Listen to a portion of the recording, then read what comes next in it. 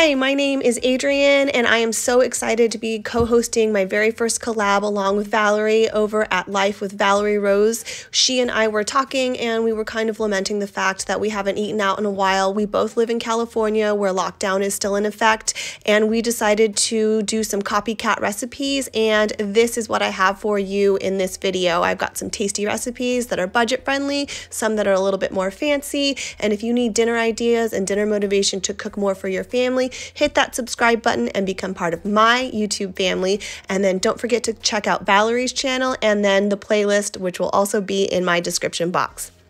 My first recipe is KFC's Copycat Famous Bowls. This was so easy to put together, super budget friendly. I just used frozen chicken tenders, my husband's famous mashed potatoes, some corn and jarred gravy, and dinner came together in no time flat. My next recipe is Copycat Taco Bell meat. My kids are extremely picky, and one thing that my daughter really likes is the meat from Taco Bell. So I wanted to try and create this. Now, this wasn't as good as the actual whatchamacallit meat from Taco Bell, but I have to say my daughter liked it, she enjoyed it, and I will have the Pinterest recipe linked down below.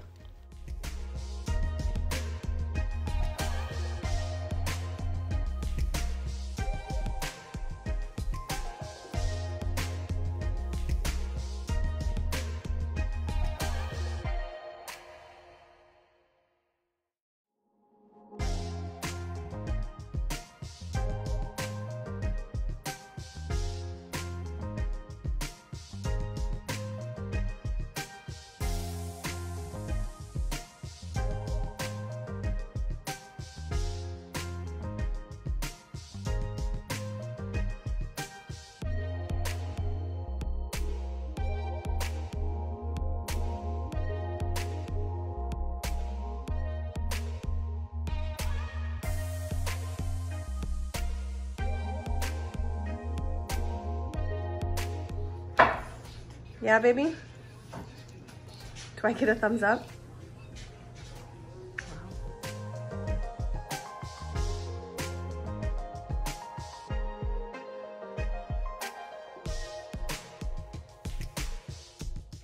My next recipe is my version of Panera's creamy chicken and wild rice soup. When I was pregnant, I dreamt about this soup, and over the years, I have really kind of fine-tuned it and made it so delicious, warm, and comforting. I think that the ingredient that sends it over the top is the can of creamy golden mushroom soup. If you can find that in your supermarket, I highly recommend giving it a try. I will have the entire ingredients and instructions listed in my description box below. This is perfect for those cold winter nights when you just need a bowl of comfort.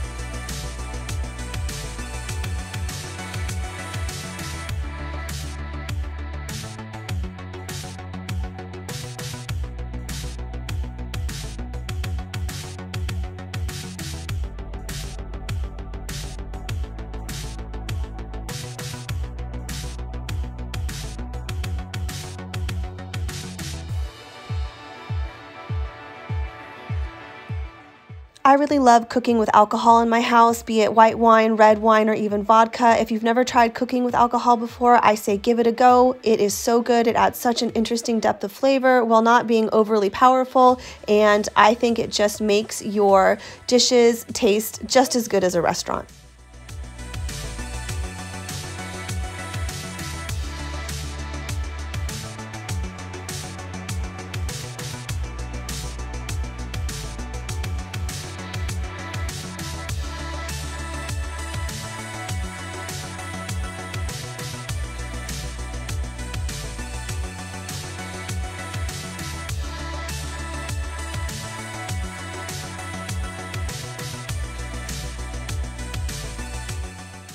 My next copycat recipe is Cheesecake Factory's jambalaya pasta. I love a good spicy pasta, and while there are a lot of ingredients in this, you won't be disappointed. It's just as good, if not better, than the restaurant. There's a whole bunch of delicious savory things like bell pepper, onion, tomatoes, and instead of chicken, I am using spicy andouille sausage and peeled and deveined shrimp. Everything gets in my cast iron skillet, gets browned up, and I serve it with a bed of spaghetti noodles, and this was so amazing. I made enough for my husband to have for lunch the next day, plus a good friend of mine who has a baby, so if you need a meal that feeds a ton, this one is for you.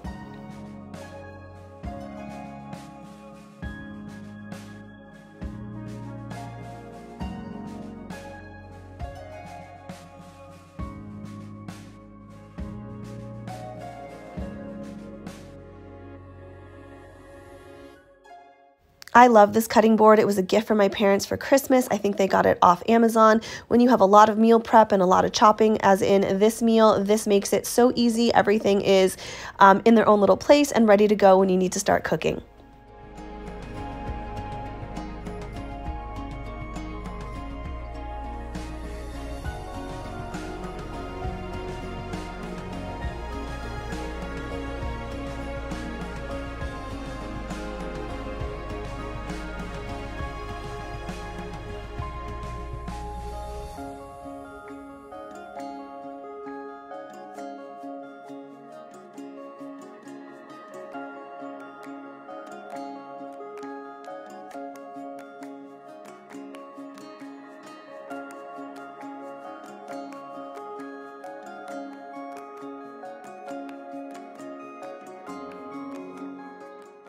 This meal has a lot of different spices in it. I am using seasoned salt, pepper, smoked paprika, ranch seasoning mix, cumin, and turmeric. And when you toast all these spices with these onions cooking down, my husband said it smelled so amazing. He walked in from coming home from work and he said he could smell it from the front yard, and he was so ready to tuck into this meal, and this was just outstanding.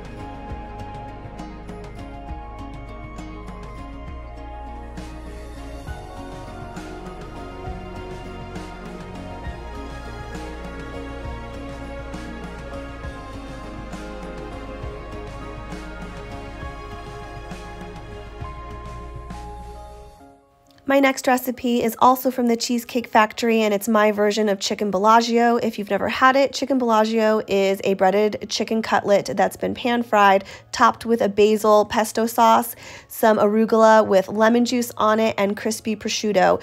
Cheesecake Factory serves theirs over a bed of basil noodles, but I chose to do mashed potatoes because that's what our family prefers. And my kids are really, really picky, and they eat what they call crispy chicken. They don't eat the prosciutto or the basil or anything like that, but I knew that they would actually eat this meal, and so that's a win when I can get my kids to eat.